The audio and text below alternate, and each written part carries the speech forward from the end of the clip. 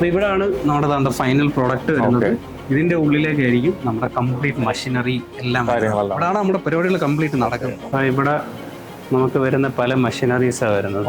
Cutting machine, pressing machine, പിന്നെ ഇത് നമ്മൾ യൂസ് ചെയ്യുന്ന plywoods.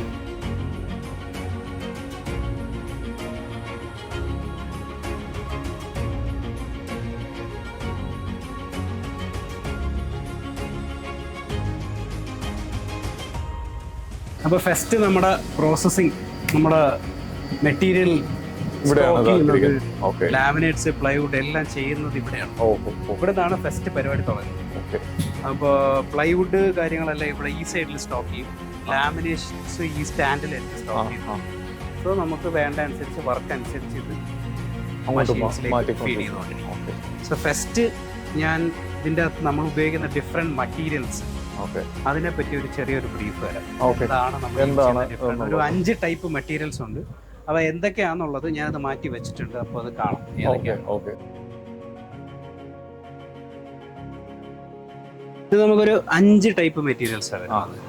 MDF, 303 ply, multiwood, particle board, പിന്നെ 710 മറൈൻ ഗ്രേഡ് പ്ലൈ.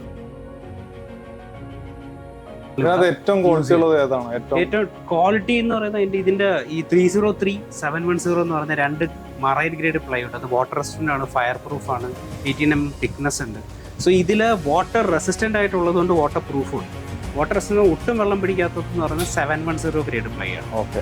പിന്നെ നമ്മൾ 10-15 വർഷത്തേക്ക് ഗ്യാരണ്ടി വേണം. ഗ്യാരണ്ടിയാണ്. 710 പ്ലൈവുഡ് അല്ല മെയിൻ ആയിട്ട്. പ്ലൈവുഡ് നമ്മൾ ടോപ്പ് ക്വാളിറ്റി യൂസ് ചെയ്യണം. പ്ലസ് ഇതിൻ്റെ അകത്ത് വരുന്ന പ്രോസസ്സുകൾ, അതായത് ഇത് പ്രസ് ചെയ്യുന്ന പ്രോസസ്സ്, എഡ്ജ് ബാൻഡ് ചെയ്യുന്ന പ്രോസസ്സ്, ഇതും ഈക്വലി ഇമ്പോർട്ടൻ്റ് ആണ്. അത് വരും സ്റ്റേജുകളിൽ മനസ്സിലാവും. ഈ ഗ്രീൻ കളറിൽ കാണുന്നത് ഒരു 0.8 mm ലാമിനേറ്റ് ആണ്. ഈ ലാമിനേറ്റ് ആണ് നമ്മൾ ഈ പ്ലൈവുഡിലേക്ക് പ്രസ് ചെയ്ത് കൊടുക്കുന്നത്, അതായത് ഒട്ടിക്കുന്നത്. സോ ഇത് 2 തിക്നെസ്സിൽ, 2-3 തിക്നെസ്സിൽ വരുന്നുണ്ട്.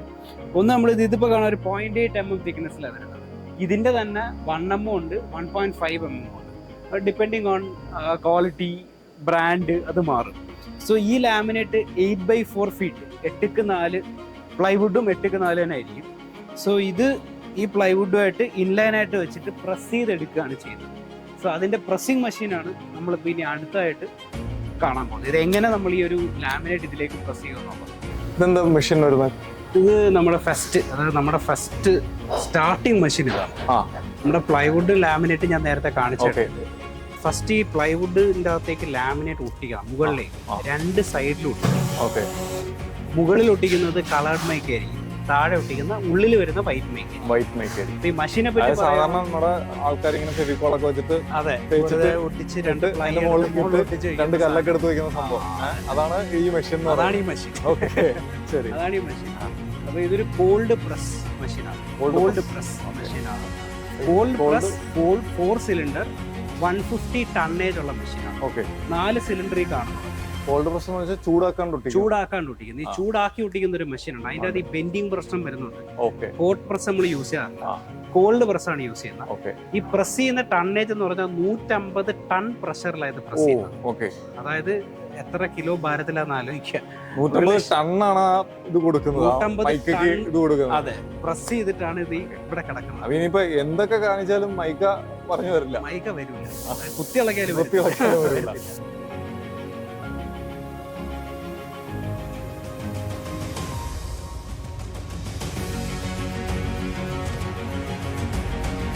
സോ നമ്മുടെ ഫസ്റ്റ് പ്രോസസ്സ് കഴിഞ്ഞു, പ്രസ്സിങ് കഴിഞ്ഞതിന് ശേഷം സെക്കൻഡ് നമുക്ക് വരുന്നത് പാനൽ സോ മെഷീനിലേക്കാണ്. ഇതൊരു ബെൽജിയം മെയ്ഡ്, റോബ്ലാൻഡ് എന്ന് പറഞ്ഞ ഒരു ബ്രാൻഡിൻ്റെ ബെൽജിയം മെയ്ഡ് മെഷീനാണ്.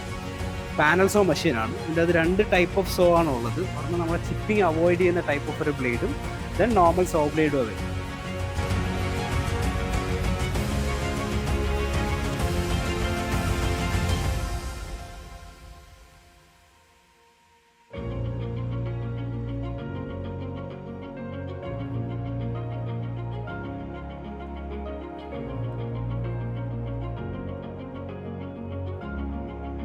ഇതെന്ത് മെഷീനാണ് വരുന്നത്? ഇത് നമുക്ക് വരുന്ന എഡ്ജ് ബാൻഡിങ് മെഷീനാണ്. എഡ്ജ് ബാൻഡിങ് എന്ന് പറഞ്ഞാൽ നമ്മളിപ്പോൾ കട്ട് ചെയ്ത ഇവിടെ പാനൽ സോയിൽ കട്ട് ചെയ്ത സാധനം നമ്മൾ എടുത്തിട്ട് ഈ കട്ട് ചെയ്ത മെഷീൻ്റെ അകത്ത് ഈ edge band PVC edge band ഇതിനകത്ത് ഒട്ടിക്കുകയാണ് ചെയ്യുന്നത്.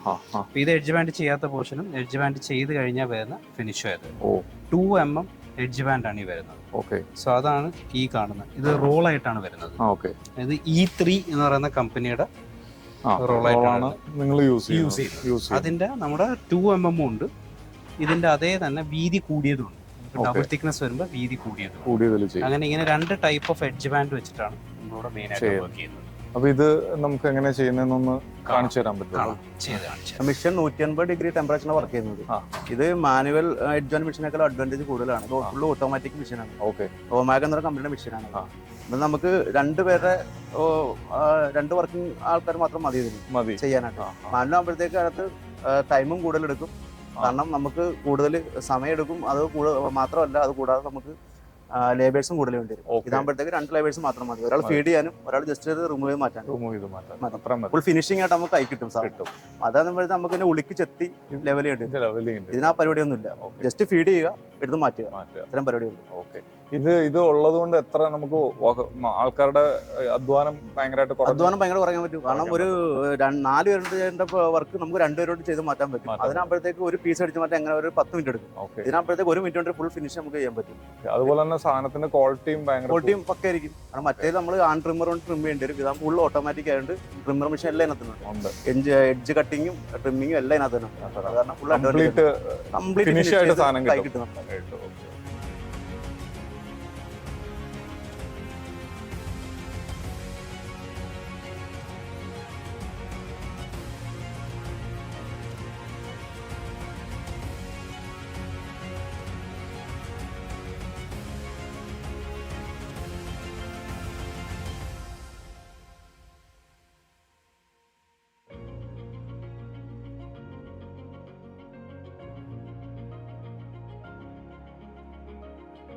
ഇതാണ് നമ്മളിപ്പോ എഡ്ജ് ബാൻഡ് ചെയ്ത പീസാണ്. സോ ആ കോർണേഴ്സ് ഒക്കെ കാണാം. ഈവൻ വിത്തൗട്ട് എനി മാൻമേഡ് പ്രശ്നങ്ങൾ ഒന്നുമില്ലാതെ, ഒന്നും ഇല്ലാതെ തന്നെ ഒരു ഫിനിഷ് കിട്ടിയിട്ടുണ്ട്. അപ്പൊ ഇത് ടോട്ടലി ഓൾ ദ എഡ്ജസ് അതായിരിക്കും. അതുപോലെ ഈ മേളത്തെ സ്മൂത്തും അതായിരിക്കും. ഇത് എഡ്ജ് ബാൻഡ് ഒട്ടിക്കുക മാത്രമല്ല, ഈ എഡ്ജ് ഇതുപോലെ ഫിനിഷ് ആക്കിയും കൂടെയാണ് ഈ മെഷീൻ ഔട്ട് തരുന്നത്. ഈ ട്രിമ്മിങ് പ്രൊസീജിയറും കൂടെ അത് ചെയ്യുന്നുണ്ട്. സോ തൊടുമ്പോ ആ ഒരു വർക്കിന്റെ ഫിനിഷിംഗ് മനസ്സിലാവും. നമ്മൾ സൈറ്റിൽ കൊണ്ട് ചെയ്യുന്ന വർക്കിനെക്കാട്ടും ഫാർ ബെറ്റർ ആയിരിക്കും. റിസൾട്ട് ഭയങ്കര വ്യത്യാസം, നല്ല വ്യത്യാസം. ഇത് നമ്മൾ ചെയ്യാൻ പോകുന്ന ഒരു വർക്കില്, ഒരു വർക്ക് സൈറ്റില് നമ്മൾ കൊണ്ടുപോകുന്നതിന് മുന്നേ ഇവിടെ ഇങ്ങനെ ഒന്ന് അസംബിൾ ചെയ്യും. ഇങ്ങനെ ഒന്ന് അസംബിൾ ചെയ്ത് ഇതിന്റെ അലൈൻമെന്റ് എല്ലാം നോക്കി കറക്റ്റ് ആക്കിയതിന് ശേഷം ഇത് ഡിസസംബിൾ ചെയ്യും.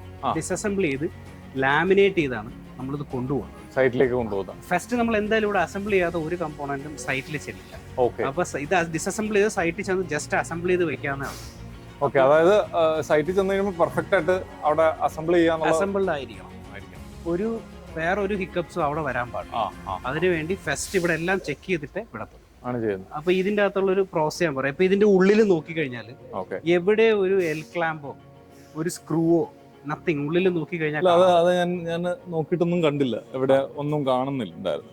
അപ്പൊ ഇത് ഇതിന്റെ ഒരു ഫിറ്റിംഗ് മെക്കാനിസം എന്ന് പറഞ്ഞാൽ ഇതൊരു മിനി ഫിക്സ് ആണ്. ഇതിനകത്ത് മെയിൻ ഒരു പ്രോസസ് എന്ന് പറഞ്ഞാൽ ബോറിംഗ് ആണ്. ആ ബോറിംഗ് ചെയ്തതുകൊണ്ടാണ് ഇപ്പൊ രാഹുലിന് ഇവിടെ ഒരു പോർഷനിലും ഒന്നും കാണാൻ പറ്റാത്തത്. സോ ആ പ്രോസസ്സ് ഞാൻ കറക്റ്റ് ആയിട്ട് ചെയ്യുന്നത് കാണിച്ചു തരാം. മെഷീൻ തന്നെയാണോ? അത് മെഷീനാണ്, അതൊരു ബോറിംഗ് മെഷീനാണ്. അപ്പൊ ഈ ബോറിംഗ് മെഷീനിൽ ഇതിൽ ഇൻഡിവിജ്വൽ പീസസ് നമ്മൾ ബോർ ചെയ്യും. ഈ ബോർ ചെയ്ത പീസസിലേക്ക് നമ്മൾ മിനി ഫിക്സ് ഉപയോഗിച്ച് ഫിക്സ് ചെയ്യും. ശ്രദ്ധിച്ചു കഴിഞ്ഞാൽ നമുക്ക് മനസ്സിലാകാണ്ട് ഇപ്പൊ ഈ പീസിന്റെ 1, 2, 3 അതേപോലെ അവിടെ 3 പീസ് അതേ സെയിം തിങ് താഴെ ഉണ്ട്. അപ്പൊ ഇത് വെച്ചിട്ടാണ് ഈ 4 പീസ് ഫിക്സ് ആയത്. പിന്നെ നമുക്ക് വരുന്ന ഈ തട്ട, ഈ തട്ട് നമ്മൾ വെർട്ടിക്കൽ പീസിലേക്ക് അഗൈൻ ബോർ ചെയ്താണ് വെച്ചേക്കുന്നത്. ഇതിന്റെ അകത്തൊന്നും ബോറിംഗ് എന്ന് പറയുമ്പോൾ അത് എങ്ങനെയാന്നുള്ളത് ഞാൻ കറക്റ്റ് ആയിട്ട് ഒരു ബോക്സ് അസംബിൾ ചെയ്യുന്ന എങ്ങനെയാന്നുള്ളത് ഞാനിപ്പോ കാണിച്ചു തരാൻ പറ്റും.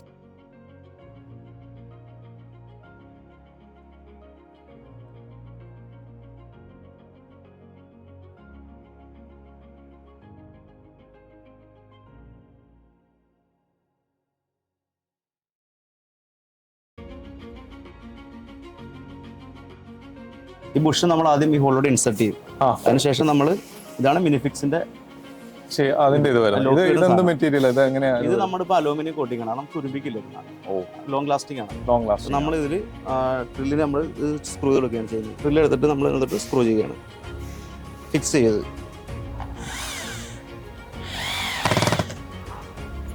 ഓക്കെ.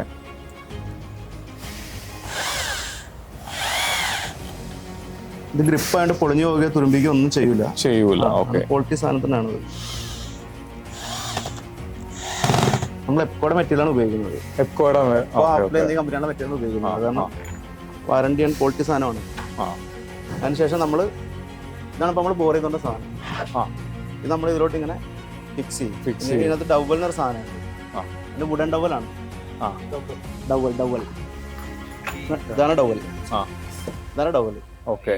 ഇത് നമ്മൾ 2 ഹോളില്ലേ, ഒന്ന് ലോക്ക് ചെയ്യുന്ന ഹോളും ഒന്ന് ഡബിളിന്റെ ഹോളുമാണ്. ഓക്കെ. അപ്പൊ കുറച്ചും കൂടി സ്ട്രെങ്ത് ആയിരിക്കും. കുലുക്കോ പരിപാടി ഒന്നും കാണില്ല. സ്ട്രെങ്ത് ആയിരിക്കും. നമ്മൾ വുഡൻ ഡബിളോട്ട് അടിച്ചു കയറ്റുക, അത് ജസ്റ്റ് പ്രസ് ചെയ്ത് വെക്കുക, തീർന്നു. ഈ 2 ഹോളിലോട്ട് ഇടുക. 3 ഹോൾ ബാലൻസ് ഉണ്ട്, അത് മിനിഫിക്സിന്റെ ഹോളാണ്. ഓക്കെ. അതിലോട്ട് നമ്മൾ ജസ്റ്റ് ഇങ്ങനെ ഈ ഹോള് ഇട്ട് കൊടുക്കുക. ഓക്കെ. എന്നിട്ട് ഈ ലോക്ക് ഇട്ടതിന് ശേഷം ലോക്ക് കൊണ്ട് ഇടുക, ജസ്റ്റ് ലോക്ക് ചെയ്യുക.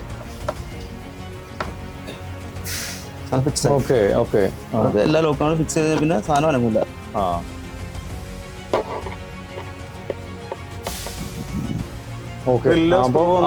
നോർമലി മാനുവൽ ആയിട്ട് ചെയ്യുന്ന എൽ ക്ലാമ്പ് അങ്ങനെ പരിപാടി കാണില്ല. സംഭവം വൃത്തിയാണ്, ക്ലീൻ ആയിരിക്കും. ഓക്കെ.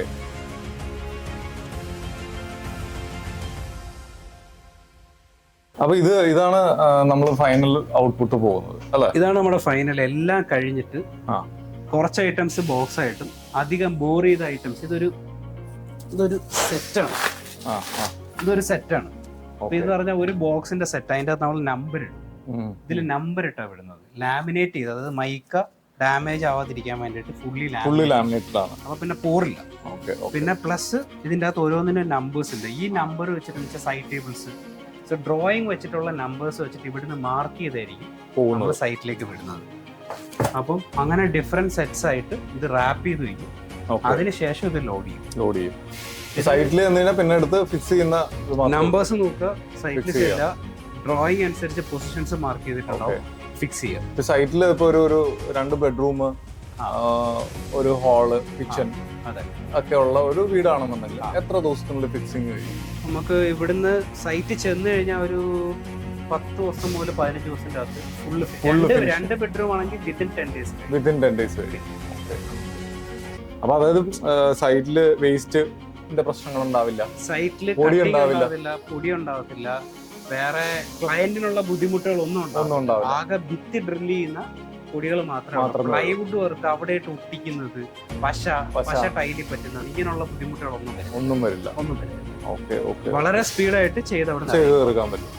പിന്നെ ഇതിന്റെ പ്ലൈവുഡിന്റെ വേസ്റ്റ് കുറവായിരിക്കും. വേസ്റ്റ് കൊണ്ട് തട്ടുന്ന ഒരു വലിയ പ്രശ്നമാണ്, അതും ഉണ്ടാവത്തില്ല. അത് വളരെ മിനിമം. ഫ്ലാറ്റുകളിലൊക്കെ ശരിക്കും പറഞ്ഞാൽ ഈ ഒരു മെത്തേഡ് ഇതാണ് അവർ യൂസ് ചെയ്യുന്നുണ്ടെങ്കിൽ അവർക്ക് വേസ്റ്റ് ഡിസ്പോസലിനുള്ള പ്രശ്നം വളരെ കുറവായിരിക്കും. വളരെ കുറച്ച് ക്വാണ്ടിറ്റി വരുന്നുള്ളൂ. അത് അവർക്ക് അവരുടെ ഫ്ലാറ്റിലെ വേസ്റ്റ് വെച്ച് മെക്കാനിസത്തിന്റെ കൂടെ തന്നെ കൊടുത്തുവിടാൻ പറ്റുന്ന രീതിയിലുള്ള എട്ടുക നല്ല വലിയ പീസുകളൊന്നും വേസ്റ്റ് വരത്തില്ല.